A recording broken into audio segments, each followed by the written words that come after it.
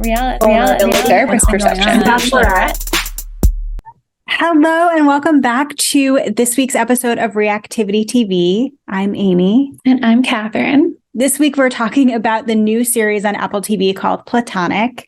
And we are giving our therapist takes, our therapist perspectives to the first 4 episodes of Platonic. Yeah. Which also, we want to know what you think of it. Mm-hmm. Yeah. Are you watching it? Yeah. Should we keep reacting to it? Is it worth it? Yeah. But before we get into it, so Seth Rogen and Rose Byrne were in a movie together, Neighbors. Mm-hmm. Did you ever see it? I did. I saw Neighbors 1. I don't think I ever saw Neighbors 2. No, me neither. I saw neither. So I was just like so curious about like when actors work together again, it must say something about like their chemistry or just like their like of each other. Yeah. So yeah. Yeah. I mean, honestly, I don't think they have any chemistry.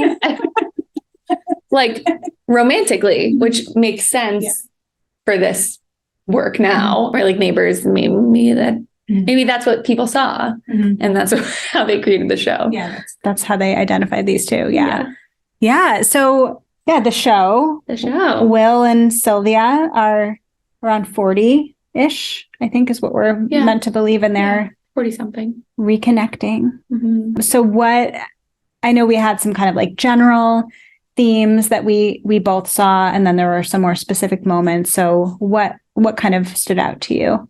So like you said, they're like in their 40s somewhere, and I wanted to point out the life cycle development stage that Sylvia is in. Mm-hmm. If Sylvia were my client and where I would be writing in my observations, what I would be talking about is she is in this life cycle stage of school age children. And you see how she's now dropping her youngest off at school, and her youngest wants nothing to do with her anymore.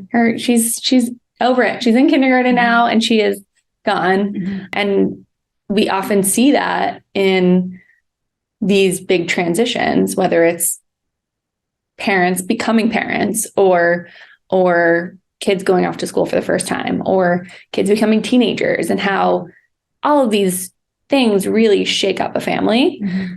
So I was thinking as if Sylvia were my client, and how if she were in my office, I would want to note that. I would want to note where she is in her life, what kind of things are going on for her that could be causing this kind of reaction. And that reaction is like, quote unquote, acting out, right? Like she's trying to figure out what comes next for her now that her kids are not in as much need of her anymore. What does that leave her? Where does that leave her? What can she do with herself? And it's very interesting that she swoops back in time with Will, where she reconnects with him and is looking for kind of like some comfort in what her life used to look like. And she, is going out and partying with him. She's going out and drinking and doing drugs, and and she's having a ball. Mm-hmm. And while also still thinking about, what my life could have been like, where I could have been had I not given up my career to raise my children. And something about that is just her mind is now open to all of the possibilities. Her mind is now not settled because she's really all over the place right now, but her mind has the capacity to start thinking about all these other opportunities. Mm-hmm. Yeah. I mean, I'm like nodding aggressively because all of what you're saying is kind of what I was thinking about too when I was watching her, and also like being closer to 40 than 30 at this point, kind of relating a lot to her and her friends and where they are just in life. Like there was a scene, like a couple of scenes, especially in the first episode, where they're at Will's bar and she's like, I would love a seat. And some wine. And it's 10:30 and I'm tired, like that kind of stuff. Or even, as you were talking, I was thinking a lot about grief and the grief that can come from maybe transitioning to a different stage of life. And there's similarly in that first episode, there's a scene with Sylvia and her friend is saying like, no one's looking at us anymore. And just, like the loss of age, maybe of youth, of beauty in a quote unquote, like traditional way. Like there's so much, it seems like Sylvia is contending with in terms of loss. I was looking at it through that framework, especially in the episode where they're at the partners retreat and she meets essentially like somewhat like the life that could have been. She meets a woman that's same like trajectory as she is. She's a mom of 4 kids. And that, brought up sounded like some regret or some shame or guilt around what her choices were. And I kind of wanted to normalize that because it's not in any way, I don't think Sylvia is at all saying I regret like being a stay-at-home mom and doing that job of raising my kids for the last 13 years. But it is possible and it's okay to hold both of, I made this choice and I had this great life. And there were things that I missed out on that I feel sad about, or I'm now 13 years behind if I do want to go back into work. So I was really thinking about Sylvia through that grief framework. Yeah, no, you're right. It's the same kind of feeling. Yeah, right. And like you said, and we see her kind of acting out. We see her regressing to like this simpler time when she was like 20 and had no responsibilities. College, yeah, right. Will is also in kind of a life stage transition going through a divorce. How do you think he's doing? Well, I'm not going to judge, where he's at or anything. He's in this phase of anger. We see that come out in a lot of ways, not just towards his ex, but in this last episode where he is so adamant about not wanting to, be a sellout and he throws a temper tantrum and he is like spraying all the beer everywhere and he storms out and he's acting like a child. But that anger is really coming from this other place of, I don't know what my life is going to look like now either, similar to Sylvia. And so he's just trying to figure that out. Yeah. He's also dealing with aging. Like there were some things that he said as well about like him balding. Someone had said, I forget who had said something about prostate cancer. And they're like, you don't have to worry about that. That's a young man's disease. Testicular cancer. And he was like, oh, now I want it. Like, and just like you're, 40 some odd years old and you've had a great love and now it's over. And now you're on the other side thinking like, what is my purpose? Like, what is my future? And that is also really scary. It does seem like Will's behavior tracks, like it seems more consistent with maybe who he has been. Like I'm making an assumption. Like it seems like we're seeing Sylvia kind of act out and regress a little bit. Will seems a little bit more like he never let it go. Yeah. I agree. So it's really interesting to kind of watch them like kind of both in these big transitions, but behaving differently. I'd be curious to find out as the season goes on, as we learn more about what happened in his marriage, if any of that had to do with the fact that he wasn't evolving. Yeah, I think it was. I think that was one thing that he said, I mean, a little bit, and just his ex became more successful. And whether she said or he internalized feeling like he wasn't doing enough and wasn't good enough. And that caused him to act out in his marriage and have like an extramarital affair. And so I think that was probably a part of it, is like this like Peter Pan syndrome of like never really growing up or becoming responsible. Which Seth Rogen knows that role all too well. He plays it really well. But in speaking about his marriage, I think it's so interesting because we start the series with Sylvia saying like, I didn't like his wife. I told him, and that's what broke our friendship, which is a whole other, I really think we should do something on this topic of like, what do you do when you don't like your friend's significant other? But it sounds like that did not go over well for them. And so for me, I was like, and again, I was like putting myself in the therapist's seat of, okay, if this is my client, I'm kind of buying their narrative. I'm buying their frame, and I'm kind of trying to paint a picture of what this, X must be like.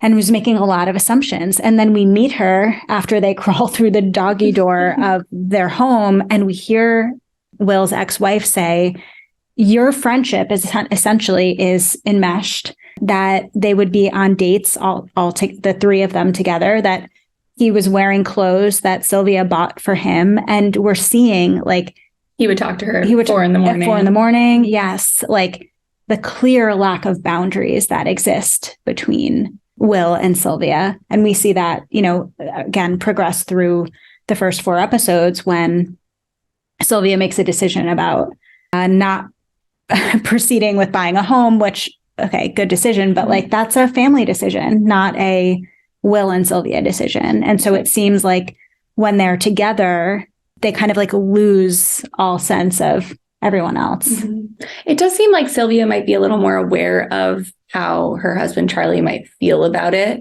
Like when she brought home the creature. Gandalf the lizard. Yes, Jessica. I like Jessica a lot more, I have to say. She didn't say where it came from. Mm-hmm. She didn't mention that. So it seems like she's kind of picking and choosing when she decides to say anything about Will. Mm-hmm. And then she only brings him around when she's intoxicated and probably not making all of the decisions that she'd probably made had she not been intoxicated. Mm-hmm. So yeah, I do wonder if there have been issues in the past with her and Charlie because of Will or because of the relationship with Will. I know that whole thing I'm interested to see more, because I think where this most recent episode ended, the 4th episode, Sylvia had gotten home at 4 a.m. and Charlie's awake and looking at the clock, and he doesn't look happy. Right. Yeah. What other, what kind of sparked your therapist's light bulb in the show? I like to, when we watch these shows, I like to look for good examples of things that we therapy concepts or things that we talk about. And so avoidance is something that we talk about a lot. And so there was such a perfect example of avoidance in this most recent episode where, again, there's this whole dynamic around Sylvia, does she want to start working? Does she not? Her husband, Charlie, gets kind of involved and gives her a phone number of someone at another law firm to call. Yeah. And so we see her kind of trying to work herself up to making this call, rehearsing it a little bit, which I thought was really funny and totally something I would do. Yeah. Attorney at law. Wait, who says that? No one says that. And so we see her kind of pacing around. And then she gets the opportunity to put it off and to avoid it because Will calls, and she calls Will instead. Oh, she did call Will instead. Oh, I misinterpreted that. I thought Will just happened to call her at the same time. Yeah. So yeah, she took kind of that more comfortable route out, but I just thought it was such a good moment to show obvious avoidance, but also what can drive avoidance sometimes. And it's, lack of confidence, maybe insecurity, maybe ambivalence. It doesn't really seem like Sylvia is really sure that she wants to work yet. Mm-hmm. So to make this phone call is to actually maybe commit, and she might not be ready. And so I just wanted to kind of note that a little bit of ambivalence and avoidance that we're seeing that happens all the time. Mm-hmm. Right. Or, I mean, like you said, it could be an insecurity, and she we said, she has been out of the working fields or out of the law field for 13 plus years. Mm-hmm. And she's just so afraid of that rejection too, that she's avoiding, avoiding the potential for that rejection. So she's not even allowing herself to get it. Mm-hmm. Yeah. What about you? So similar, I'm thinking about how other things that we've talked about. And there was an instance between Sylvia and Will when they're scrolling on, he had been scrolling on Instagram and saw the post about his ex-wife moving in with her new boyfriend. And And then they both just start joking around, like, what do you post? Like, what do you even post about? Like, that's not something you post about. Like, you put that on your story. Not and like, on the grid. yeah, not on the grid. And which was like just a great back and forth in general. But Sylvia takes it upon herself to then say, like, you need a divorce party. This is what you need, because she had gone to one that went so well. Mm-hmm. But what she didn't do in that moment was like say to Will, like, what in the world are you doing even following her still? Why are you even keeping some sort of relationship with her alive? If you were really trying to move forward, this isn't helping. Mm-hmm. And so I thought there was a nice opportunity there for her to be a good friend, mm-hmm. and she didn't do that. Mm-hmm. I don't know how productive she really thought this divorce party would be. I think she just wanted another opportunity to try to say her rehearsed, yeah. You get lost and found. Yeah. She wanted a take two for sure. But I also wonder if like that was more about her, mm-hmm. and more about like her not really knowing what she wants and knowing like, oh, I know how to throw gatherings together. I know how to put things together. I do this all the time. Mm-hmm. And rather than like, what does Will need here? And Will needs to stop following his ex-wife on Instagram. Mm-hmm.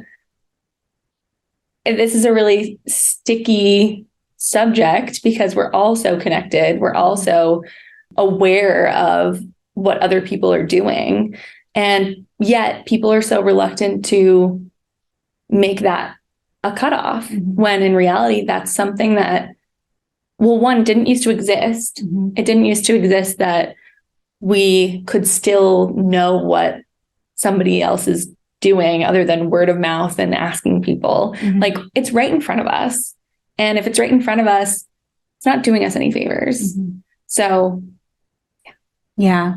Well, and I think you're right. I think that party was more for Sylvia to feel like I'm helping, like, and more for her in that sense, because you're right. We've seen her, like, there have been so many instances where like, I'm ready to like get my like therapist pen down to like get ready to share something here. But like Sylvia will get to it before I can, where like there was a time where after they left the home that Sylvia was going to buy, they were talking about how Will still has his stuff at mm-hmm. his old home. And Sylvia had said, like, did you ever think that maybe you leave stuff there as a way to still stay connected with her? Yeah. And I was like, damn, yeah, like, that was so insightful. And he could have used that insight in that moment, mm-hmm. but she didn't. She fell down on the job. She was so good. She was so on track with it. Yeah.